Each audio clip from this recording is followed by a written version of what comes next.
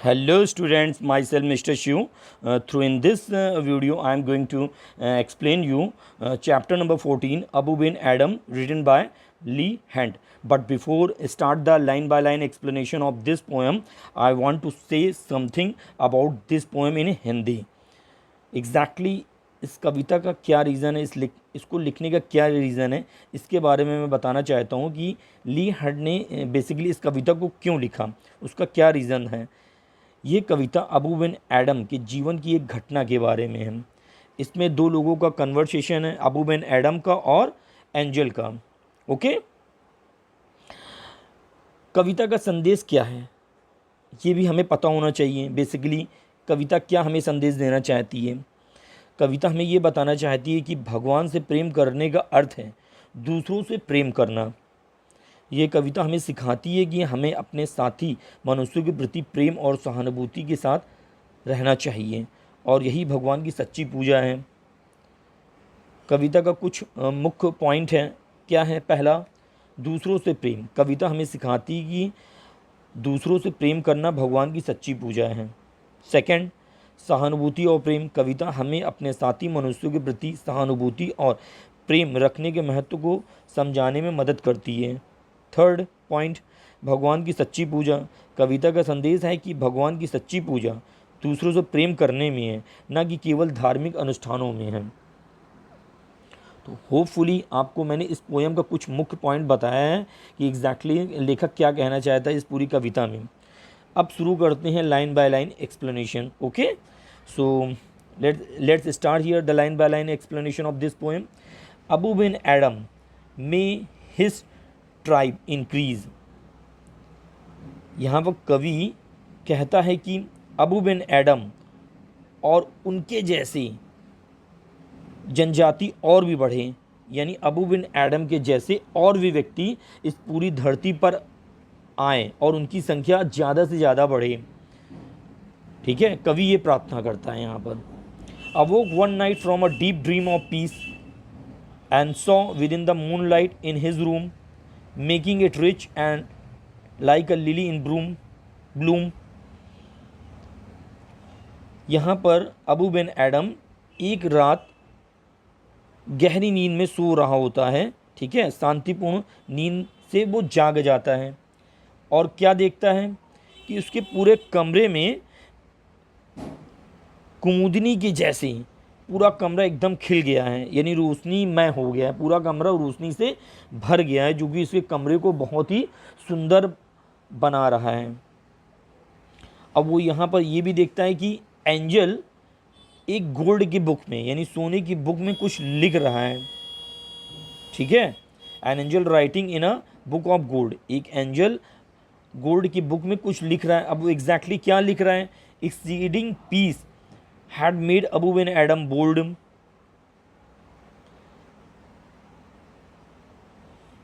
अत्यधिक शांति ने बिन एडम को साहसी बना दिया। किस बात के लिए साहसी बना दिया? And to the presence in the room he said what writest thou. तुम क्या लिख रहे हो? यहाँ पर एंजल से अबू बिन एडम पूछता है कि व्हाट राइटेस्ट डू, आप क्या लिख रहे हो? The vision raised its head. उसके सर ने दृष्टि से उसके सर ने उठाया, उसकी सर ने मतलब अबू बिन एडम के सर ने अपना सर उठा करके एंजल से पूछा कि तुम क्या लिख रहे हो? And with a look made of all sweet accord, और पूरी तरह से मधुर भाव से उत्तर दिया, answer the name of those who love the Lord. यहाँ पर एंजल अबू बिन एडम को उत्तर देते हैं कि मैं उन लोगों का नाम लिख रहा हूँ जो लोग ईश्वर से प्रेम करते हैं। And is mine one said Abu. अब यहाँ पर अबू एंजल से पूछ रहे हैं कि क्या मेरा भी नाम है, आप जो लिख रहे हैं उस लिस्ट में मेरा भी नाम है? नहीं, नॉट सो। तो यहाँ पर कहते नहीं, यहाँ पर एंजल बोलता है अबू बिन एडम्स कि नहीं, आपका नाम इसमें नहीं है। रिप्लाइड द एंजल, उत्तर यहाँ पर एंजल देता है अबू बिन एडम को। अबू स्पोक मोर लो। अबू और भी धीमी आवाज़ में बोलता है बट चीयरली स्टिल।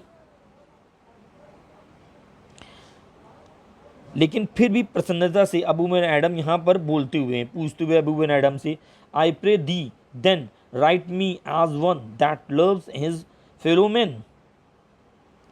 मैं आपसे प्रार्थना करता हूँ, फिर मुझे ऐसे व्यक्ति के रूप में लिखे जो अपने साथियों से प्रेम करता है। यहाँ पर अबू बिन एडम कह रहे हैं कि बहुत ही मिठास शब्दों में बोल रहे हैं, ठीक है। अब एंजल से उत्तर दे रहे हैं कि वे उन सभी का नाम जो आप लिख रहे हैं उनमें मेरा भी नाम लिखें, क्योंकि मैं भी ईश्वर से प्रेम करने, लोगों से प्रेम करने वाले में से हूँ। The angel wrote and vanished. अब यहाँ पर एंजल कुछ लिखा और वैनिज मतलब गायब हो गया। The next night it came again with a great wakening light.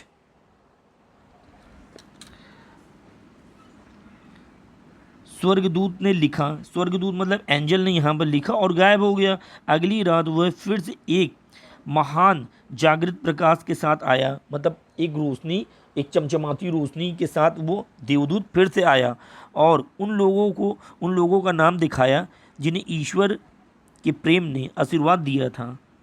यहाँ एंजल बोलता है और देखो बिन एडम का नाम बाकी सभी लोगों के नाम से सबसे टॉप पर था, यानी एंजल का जो नाम लिखा गया था वो सबसे टॉप पर लिखा गया था, सभी का नेतृत्व कर रहा था, नाम में सभी से इनका नाम ऊपर लिखा गया था।